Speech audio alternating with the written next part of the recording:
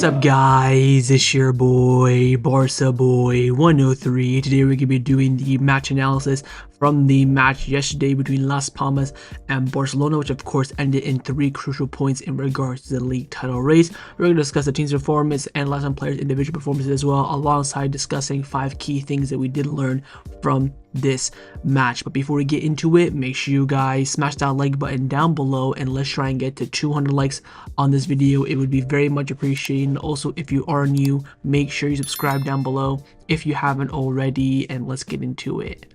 Now, the first thing that we learned from this match is the problem that Barcelona do have in facing a low block, alongside some of the resolutions that we also have as well. You can see here the lineup for this match on the screen in the 4-2-3-1 formation. You can also see their SofaScore player ratings as well, again showing that it was a decent performance from Barcelona. Very compact, very dominant, despite of course the scoreline being quite low but we have seen from this team so far this season, and there was of course a reason for that. Now, first we do have the average positioning of the players in this match. On the left hand side is the starting 11, and on the right hand side is with the substitutions being incorporated. Very narrow approach from this game. We saw that from the very weak first half, how Lamine was basically playing in that Raphinha role as an inside forward, tucking in very nicely beside Lewandowski, which didn't work of course. On the second half, we saw him be much more wide, holding the width, and how much more effective he was. The rest of the team, I would say, is pretty standard. Of course, Rafa always playing in behind Lua, basically playing as a left forward. He does that all the time, but the more surprising notice here is Lamine Yamal also doing that when he shouldn't be. In terms of substitutions coming in, again, everyone coming in their position that they came on for, so no real surprises there. Now, if we take a look at some of the stats for this match, firstly, Barcelona did end this match with 70% possession, 1.47 xG, 2 big chances, 15 shots, 2 goalkeeper saves, 3 corner kicks, 4 fouls, 666 passes attempted in this match, 15 tackles, 13 free kicks, 1 yellow card. Now you can see in the middle there the shot map for this game: 15 shots, 5 on target, 8 off target, 2 blocked, 11 inside the box, and 4 outside the box. So again, having the option there, very spread out. And again, I don't think our attacking prowess was the main issue in this game. It's more so being effective with it.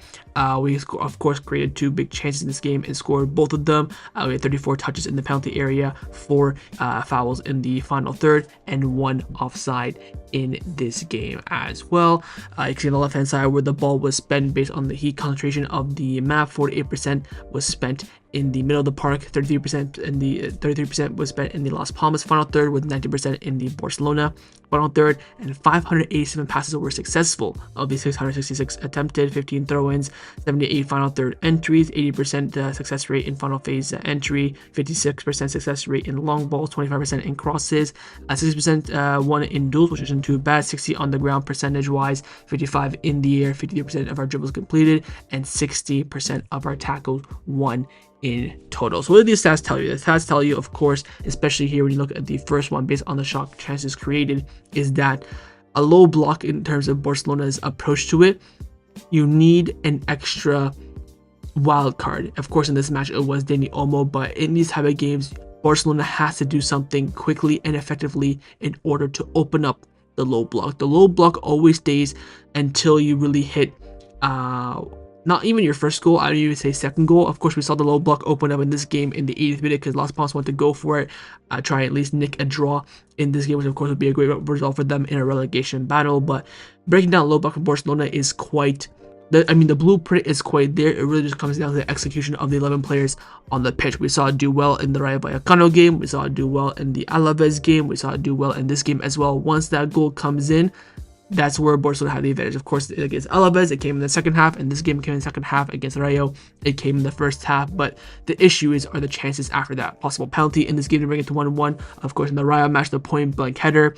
In the Alaves match, they had, of course, a chance near the end of the game, which I believe they put wide. Like they had some good, promising build-up, and the shot was just way over. It's quite clear what Barcelona has to do in order to break down a low block. It really just comes down to the execution and also the luck as well. Again, when you have a more controlled team, it's easier. That's why starting for Min wasn't really the great choice from Flick here. I think he really just started for Min just based on personnel and you know, pecking order, so to speak. I think you know, another play in this game would have been much more effective. Again, we're going to probably come up against another low block again a lot in La Liga, especially with our race getting a tighter, relegation battle getting tighter and tighter as well. And home games would be okay with the fans being on our side, rallying up the team. It shouldn't be too bad, but away from home is where it becomes very tricky when everyone in the stadium is against you, and also when they are so compact as well, like we saw against Getafe, where we couldn't really break them down even after going 1-0. That's actually a perfect example of going 1-0 up and still not being enough against a low block, because again, their perspective is if we get a goal, we're going to be a huge advantage. Whether it's going to be a 1-1, 1-0 win, they will of course take it. So that's going to be the real issue that Barcelona have to look forward to in this game. And of course, Flick even talked about it after the game. We'll get into his post-match quotes right now. He started off by saying that we played well, we won by 2 goals, it was difficult, but we're glad to have the 3 points. I think today we needed 5 to 10% more from each player. It wasn't our best match. The most important thing was the mentality. Again, mentality is so important when facing a low block. The changes worked better than ever with Olmo and Ferran. Our bench has quality. We defended well. Everyone was involved. Of course, we also scored twice and we kept a clean sheet. That's also another big point as well. Keeping a clean sheet against low block is so vital, because if you concede, the pressure is just building and building. Imagine we go 1-0 down. You have to score 2 goals out. You know, 0-0, you can get a goal like we did today, run away and go home like against Alaves and Rayo. But if you concede, it's just more effort and also more risk in behind, leaving space to concede yet again. So again, clean sheet, like Flick mentioned here, was huge. We're going back on our flight with 3 points, so we're feeling good and happy. I feel tired after this match. We didn't play well, so it was very touched. I chose the lineup as the best option depending on our opposition. Sometimes it's better one player or another, but my decision, I'm the one who decides. So again, I don't see how Fermin was the best option in this game. We'll talk about that later on. A small part of today's performance is based on ball control and possession. Today we didn't play the day that we usually do. So again, especially in that first half, losing possession, again, getting it back right afterwards a lot of the time, whether it be Kounde or Casado, but again, losing it from the get-go is what kills your momentum in counterattacks and also in attacking transition as well.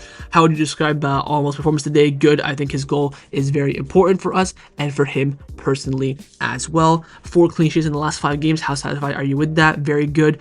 We always say there's where there's some room to improve. So after this match, we have to improve a lot still.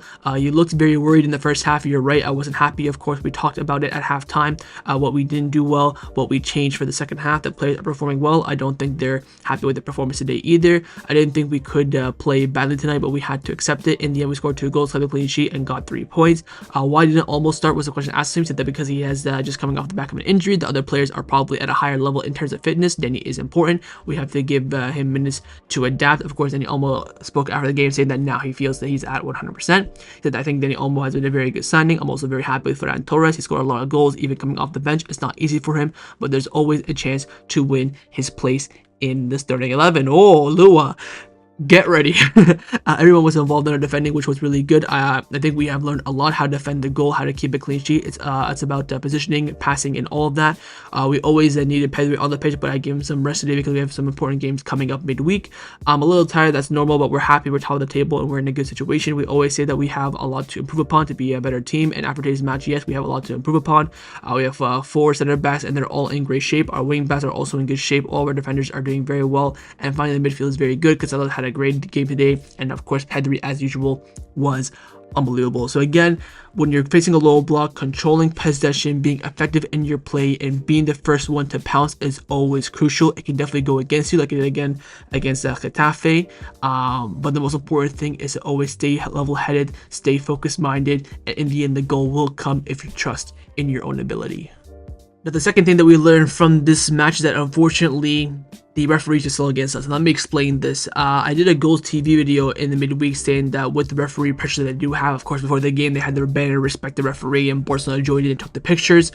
A lot of pressure on referee, of course, from the Madrid side, because Madrid control the media, Madrid control everything. The whole entire institution is run by Madrid fans, so there's a lot of pressure on them to help Madrid, and they almost did it in this game. Of course, we're talking about that potential handball call on Eric Garcia. And you can see here where the handball is being placed. For me, to be honest, I think the ball is so much in the middle that it shouldn't even be a handball. It's kind of in between his shoulder and his arm. To be fair, Eric Garcia came out after the game saying that it was a handball, but my hand was so close to the ground it shouldn't be given regardless. Anyways, As you can see here, there's a potential of a handball, and the referee gets called to VAR. But the issue that a lot of Barcelona fans have is that in the build-up to this red card, every single Las Palmas player that was involved in that play was offside. So you're thinking, okay, they're offside, you call it, you move on. But apparently, the referee saw it differently, and the referee on the VAR, which was, by the way, Carlos de Cerro Grande, absolutely milked the situation. And not only was there offside, there was also a handball on the control by the player that took the shot that in the end, of course, hit Eric Garcia for the handball. So he could end up controlling his shot with his hand as well. So there's a handball, there's an offside, and also you can argue that this is not even a handball as well. But they still go to VAR. In the end, the referee goes to the monitor. He watches the penalty, so he watches this angle saying like, okay, I'm going to give a penalty here. But then VAR like, wait, there is also potential of an offside. And in the end, they give the offside. As you can see here, the player, I think the captain, Alex Suarez, the Las Palmas player, clearly as day offside. And you can, of course, tell it from the TV angle that we all were watching from.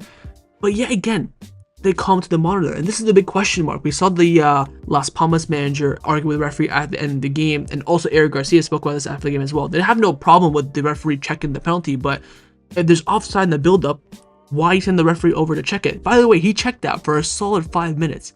Killed Las Palmas momentum as well. That's what they're arguing. We'd rather just keep the game going. If it's offside, keep it going. But you stop the game, you slow it down, you add 5 minutes of added time, which of course Barcelona have to waste that time now because we're trying to hold on to the 1-0 lead.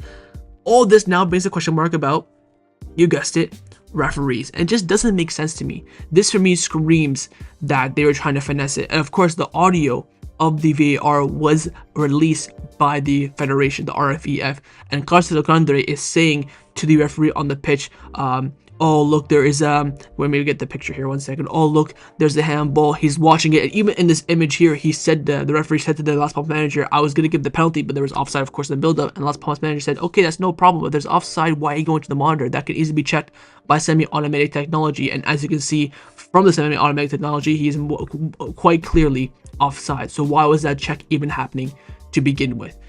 In the end, again, you can say this is going to be a learning curve. Again, the correct decision was happened in the end. If they gave this a penalty, my God, the referees would be, again, getting cooked by the Barcelona media this time, which again is not too bad as the Madrid media, but still, it is crazy scenes here that Barcelona were almost, the VAR almost cost Barcelona the game in the end. Because if this decision went the way that the referee gave it, when he said that, oh, I think it's a penalty, blah, blah, blah. But there was, again, 2 errors by Las Palmas in the build-up play. So in the end, the correct decision was given. Thank God for that. But again, another reason why VAR can still go against Barcelona. And again, looks like the Madrid, the referees are still going to be favoring Madrid despite Madrid going for their heads. Again, it was quite obvious, like I mentioned that in the video I made for Goals TV midweek, that the reality is that everyone that runs this league are Madrid fans, and they will favor Madrid in these 50-50s. As you can see here, you can probably argue that this handball is a 50-50, and they were going to give it, which again sucks. We're being nice to you in the media, we're defending you. Flick's all here, yelling at the Barca media for you. In the end, we get a 50-50 not going our way, which kind of does suck. But the most important thing is that the correct call was given, and it was, of course, offside in the build-up.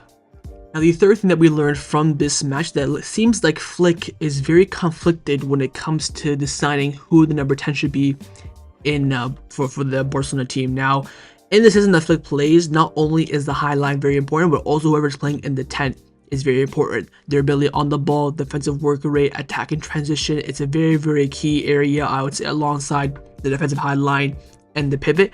And Flick seems to be very, very conflicted when it comes to picking who the number 10 should be. Of course, in the team, Barcelona do have 4 number 10s.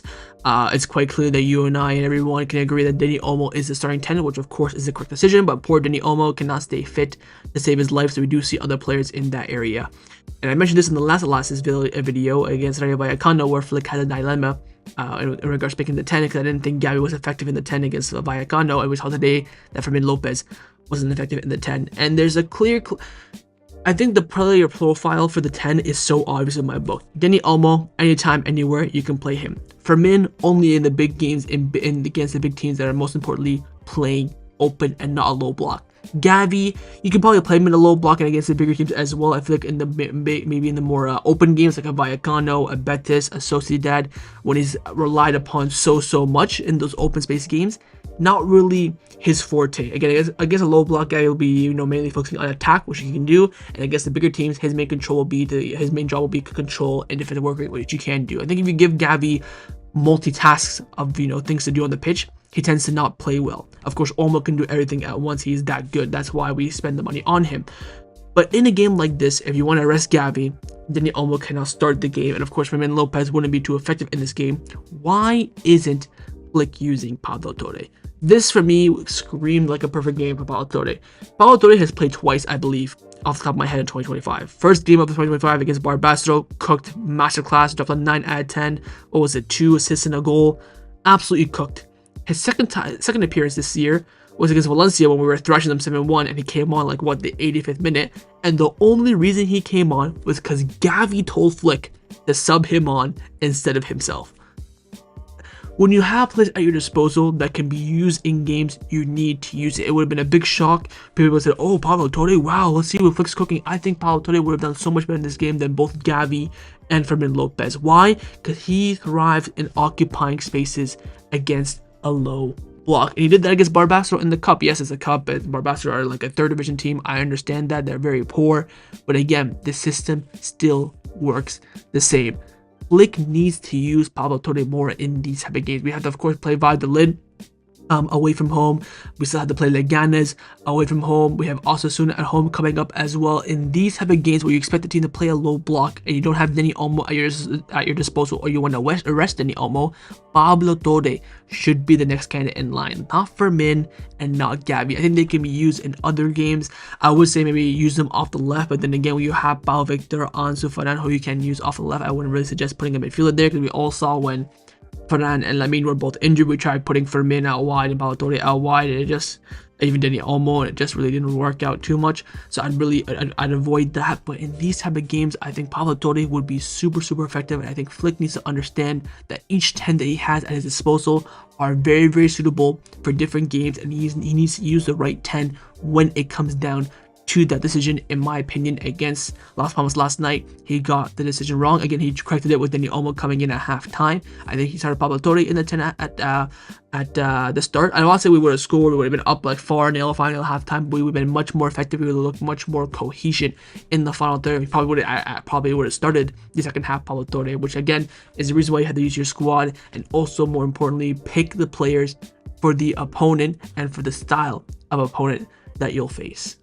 Now, the fourth thing that we learned from this game is how well Szczęsny is doing in 2025, and honestly right now, definitely knocking on the door for Ter Stegen's spot as the number one with his performances this year. In this match, he got 7.5 social rating. See from him out, of course, playing as the goalkeeper, played 90 minutes, had 2 saves. He did 3 run outs, and he was successful in all 3 of them. He had 1 save inside the box, 31 touches, 100% pass accuracy, completing 26 passes in total. He attempted 4 long balls, completed 4 of them, also completed 1 clearance in total. Overall, a vital performance from Szczęsny, and I think he does have a big reason in helping us get 3 points. That's why I gave him a high rating in my match review yesterday, and I'm starting to think that Szczęsny's on the ball ability is very underrated. He's pinging balls in this match left, right, and center. Again, a lot of the passes were really cushioned to Eric and Kubarsi in front of him, but the ping out wide to Kounde, out wide to Balde, had a nice little pass to the middle to Casado and Pedri. He's starting to grow as a keeper on his feet. Of course, the runs out as well are very well timed. I guess those 2 mistakes against Benfica had made him more cautious. Maybe he learned a lot from that mistake, and now all of a sudden his run outs are timed to pitch perfection. And I'm at a point now where I'm thinking Ter Stegen needs to earn his spot back. I don't think Ter Stegen should come back as number 1. Apparently Ter Stegen wants to come back like Courtois did in May, straight back into the starting goalkeeper and play the last month of the season, whether we are fighting for trophies or not, which I think is a blasphemy. I think with Szczęsny's form, undefeated, 10 games, I think 11 games with him, 10 wins, 1 draw, 6 clean sheets as well. He's kept back-to-back clean sheets twice now. I mean, his form is absolutely sensational. Who would have thought a retired goalkeeper that was pushed out by Juventus is now an undisputed and probably in contention to be Barcelona's first choice goalkeeper for the next year? It is a crazy remontada by the Fumador. And the fifth and final thing that we learned from this match is again how good Casado is in that midfield. And despite Frankie de Jong's recent, decent form, do not forget how good and how important Casado was a lot, especially at the beginning of the season, and how important he can be coming up as well. In the match, got 7.5 SofaScore rating. See from his heat map, of course, all over that midfield, especially in the half of Las Palmas. In the match, we played 90 minutes, had 100 touches, 95% pass accuracy, only misplacing 4 passes. He did 1 dribble and completed it. He attempted 8 ground duels and 1-7. He was fouled himself 3 times in this match, but did not commit a single foul himself. 1 clearance, 2 interceptions, and 3 total tackles. For a pivot to not commit a single foul in this game was crazy. Of course, there was that one that was a foul, but the referee didn't call it when he thought he got the ball, but he didn't. Casado's ability to win the ball, this game just reminded me how good he was. I didn't forget, but just again, a gently and friendly reminder. His ability to win the ball back in midfield and also in defensive transition is astonishing. I don't even think Busquets was that good at winning the ball back in defensive transition. You know, he's sticking his foot out, lunging and tackling, and every time he does it, he gets the ball to perfection. Does not even foul the player as well. And with big games coming up, when again we're facing a way more open game, where you could say, for example, Fermin should be playing in the 10, Casado for me has to be playing in the pivot. I think in the pivot, in a game like this, a game like Atletico or Benfica, and you have Frankie, you're gonna get done so much on defensive transitions and maybe even counterattacks. The amount of counterattacks he stopped in this game as well, madre mia. Yes, maybe on the ball he's not the greatest. I'm not saying Casado's poor. Definitely Frankie is better in attacking phases, attacking transition, vision, and passing ability. Not saying Casado is poor, but the difference, I think, in the defensive work rate between Casado and Frankie is quite large, and that's why maybe suffice those attacking movements. Maybe bring on Frankie in those games where you don't have to rely too much on him defensively, where the game's a bit more open.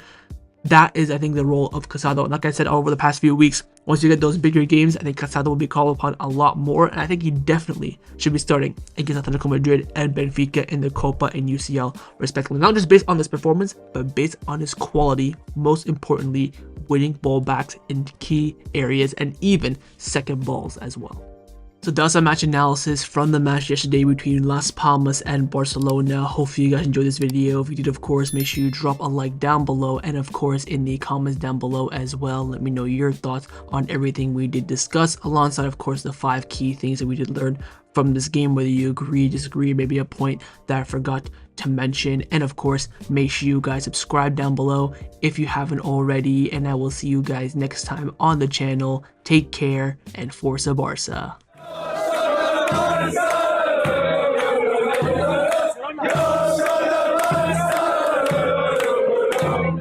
Go,